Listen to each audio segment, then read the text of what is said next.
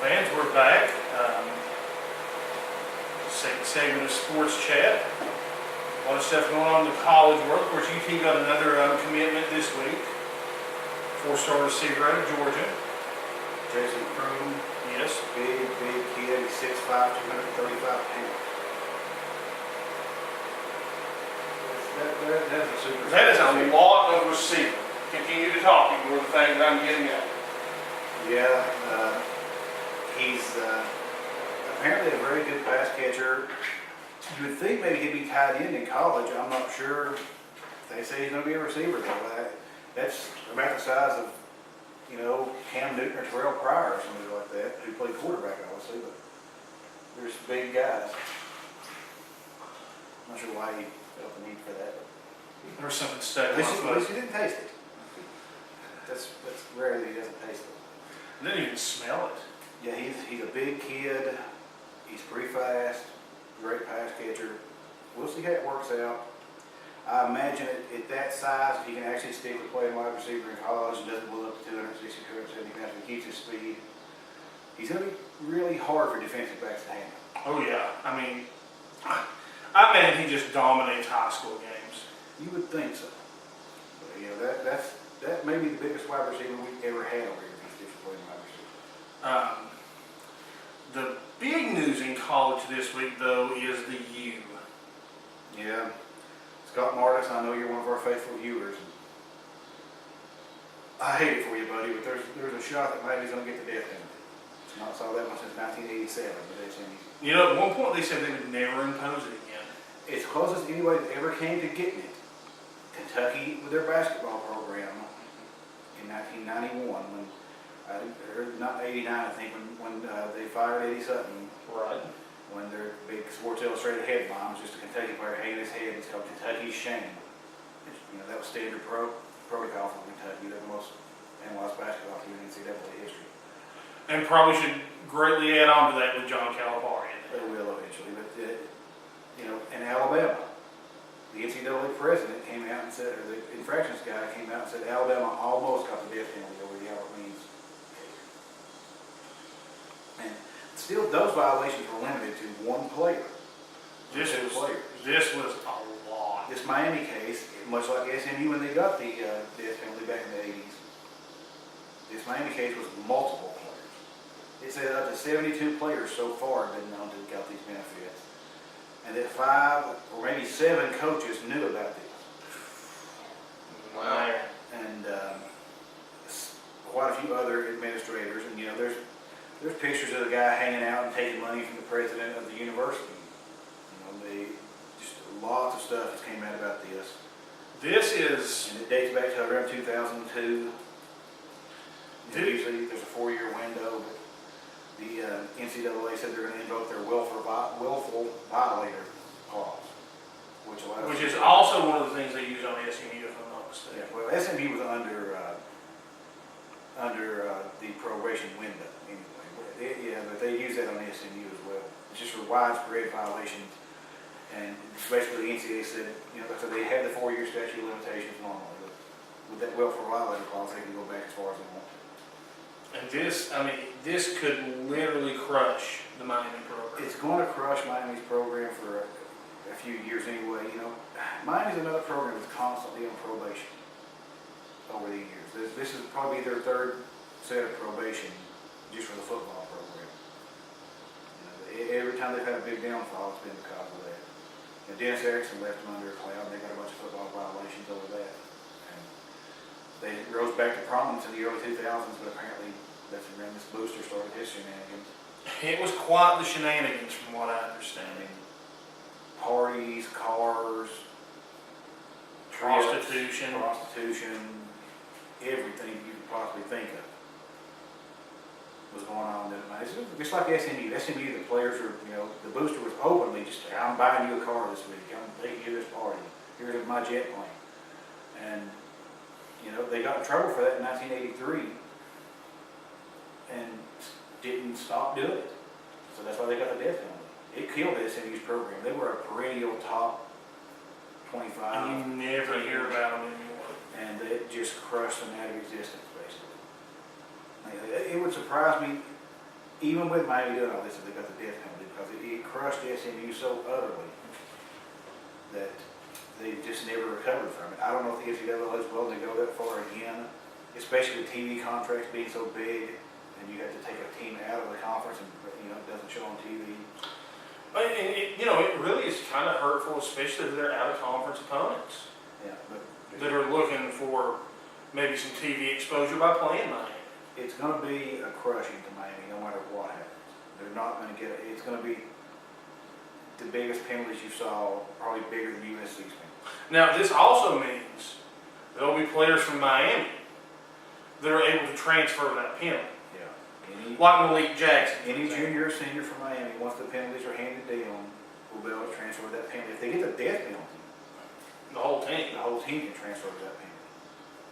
So, I mean, will not be out of the question that UT could pick up a good to great player out of this. Yeah, I'm sure that they probably recruited some of the same, but Miami's got a pretty good recruiting class committed so far. And they may be able to pick up some of those guys. You just never know what will happen on that front. But according to what happened with the players and what players are involved now, there's a lot of players who may be ineligible if they've received those benefits. 72 players receiving the benefits over the years. So who knows what on this year's team will receive what. But there's certain areas of the country. Alabama, that's a state, they just cheat a lot on the NCAA. Well, Auburn got in some trouble. Not quite death penalty trouble. I mean, Auburn's been the most penalized program in the history of NCAA football. And could very well take some Cam Newton heat before all said. Auburn's had 7 cases of major violations since the 50s. Every time Auburn's won at any level, they've been brought down by the NCAA. Alabama has been on probation 4 times in the last 20 years. They've spent the last almost 20 years under the repeat violator window. Kentucky basketball and football both cheat constantly. Louisville is highly penalized. That's another. So the state of Kentucky, they cheat constantly. Football and basketball both up there. Miami, Florida's been on probation before. Florida State's been in some trouble. Florida State had a big scandal. Florida area, there's just, you get a lot of probation comes out of Florida. This will be about Miami's 3rd time. Florida had at least 2 different probations in a few years in the 80s. They've been reasonably clean lately. Florida State had their big academic and NCAA trouble recently. And then you get up West Coast, California's a terrible state for this kind of behavior. USC has been on probation 4 or 5 times. UCLA's been on probation a bunch. And honestly, this stuff went on back in the 70s with John Wooden at UCLA. They were never penalized for it. They were living this same lifestyle. People would report the NCAA. It says they're in a blind eye that UCLA was a cash cow for years. And then immediately after Wood retired, UCLA got put on probation for that same stuff. But, it's just certain areas that tend to, it's like California, around Las Vegas for UNLV and their basketball program. Oh yeah, they're running around this morning. I still have a pair of UNLV Zubas. In Florida, Kentucky, Oklahoma had their fair share of cheating through the years too, while under Barry Switzer and up to the $80 steroid issues. Barry Switzer. And then a few years ago, Bob Stoops, they got in trouble. It's just certain areas of the country. I guess they take their sports super just extremely seriously, and it's just life or death to them, and they cheat.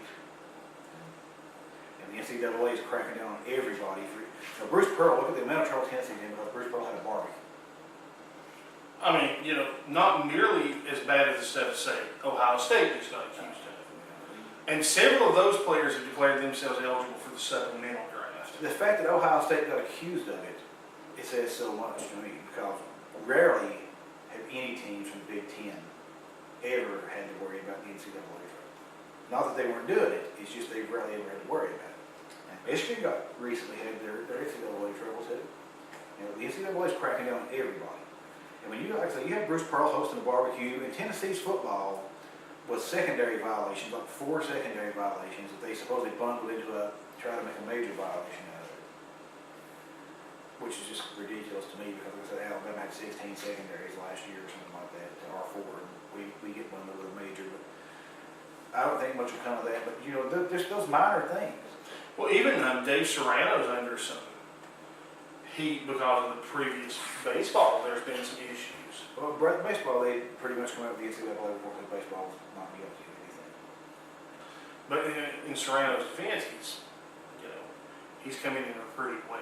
But right now, with the NCAA in this mode, you can't afford to be doing anything wrong, especially not to the level that Miami has been doing it. And not to, and the thing that cracks me up the most is Alabama hired several of those coaches from Miami. They're all saving staff now. And when he was asked about it and asked about those coaches, he, of course, being like Saban because he was a Bill Belichick disciple, got all angry and accused the reporters of shenanigans rather than take any responsibility on the Tide coaches that are involved in the scandal. Of course. But, Alabama's got a couple other little small things pending too, some of the stuff they've done. Just minor things with Alabama, but these are as major a violations as you can possibly, probably ever see in your lifetime with Miami if it comes out. This is a once in every 25 years somebody does something this different. And like I said, sports talk radio has been a buzz this week about it. Everybody said after SMU the death penalty would never be hammered down again. When Alabama was paying Albert Means $250,000, Albert Means coached $250,000, that was a big violation. But this is multiples of that amount of money to 75 players or whatever. So that's going to be a serious penalty for Miami. That's fine with me. There's some argument that when Miami and Florida State are down, that Florida's better. But, there's not much you can do about it. Right. It's just... I would rather this be Florida taking these accusations. Oh, yeah. That's just me. But that's the state that we're in with college athletics right now. You can't afford to violate any rule. It's serious. Bruce Pearl lost his job. For having a barbecue. Lost $500,000 for a secondary barbecue violation. You can't afford as a coach to be involved in any of this. I hear it's a nice barbecue. But they had nice burgers. Maybe some bacon. Hey, it was fat. Jewish kryptonite. Now, speaking of Bruce Pearl, on the basketball front, Conzo Martin's having a little bit of problem. The fact that there's a chance that his first ever recruit may be deemed academically ineligible. They're still waiting on his NCAA statement of eligibility. Yep. Now, he's been enrolled. So, in theory, the NCAA is going to come out and say this is taken care of. But it's not yet. In previous situations like this, it almost always works out that the kid doesn't get in school and doesn't get the play. It's happened to us several times. It took Gerald Williams 5 years to get on the football team because of this same thing with the NCAA. Daniel West, a basketball came in a couple of years ago, never made it onto the team because of this situation. And the thing is, they're allowed to enroll in school and actually take classes, but they're not allowed to play on the team. Daniel West, they had some issue with his qualification. He took college courses for an entire semester and I think he had a B average in college courses. But they tried to claim he wasn't. You would think that would trump. Suited. You think that would trump any other previous? You would think so if they clearly show that they can do the college work, but it doesn't work that way. So I'll be surprised if Washburn gets into school. He may be allowed to play, but you don't know. Martin's still in China. I kind of wish he was back. There's really some recruiting stuff been going on that he's been missing out on. I do hate that. I understand that he's in a prestigious position. Yeah, but he had committed to that before this. But this is something when you're getting paid $500,000 a year to do a certain job. This is should take actually just the opposite of what I talked about with Chris Honeycutt. Love his art. Chris did the right thing. Martin probably should have passed his honor on to somebody else. This is not the time to be going over to China. So several recruits that Tennessee's been recruiting have been talking about other schools lately, not at all about Tennessee. One of those very important players in the state, Coach named Jarnell Stokes, probably going to end up going to Memphis, but he's the top player in the state. He's been talking about his lack of contact with Martin lately. It's not a good sign. Tennessee scrimmage today. I just saw the results of it. We appeared to have scored 5 touchdowns. kicked a couple of field goals on offense. Tyler Bray was 10 for 20, 144 yards and a touchdown. Sims and Nance and Justin Worley got minor work at quarterback. They combined to be something around 7 of 20 themselves. Running backs look pretty good running the ball. So do you think with Worley, do you see him being redshirted? Worley will redshirt unless there's some injury going on. I would have to guess. I can't imagine any reason for him not to redshirt with a sophomore starter and a senior backup. Other than, like I said, other than injury, I can't imagine him not. Other than a Peyton Manning type situation. Yeah, I mean, it would have to require a chain of injuries. Yeah, I'm not sure if they would play him over Nance or not. Probably would if it came down to it. But as long as Bray's healthy and Sims is healthy, Worley's probably going to redshirt. Yeah, he's been looking pretty decent in practice. They say he has arm strength issues, but You redshirt a year, you work under the he's strength and 6'4", conditioning program. I think that can be solved. They also said Danny Werfel had arm strength issues too. He did okay. He did really too well, in my opinion. In college, it's not as important as the NFL. Defensive backs, everybody are a step slower. So, I think Worley will be okay. Like I said, I'll be surprised if he doesn't redshirt.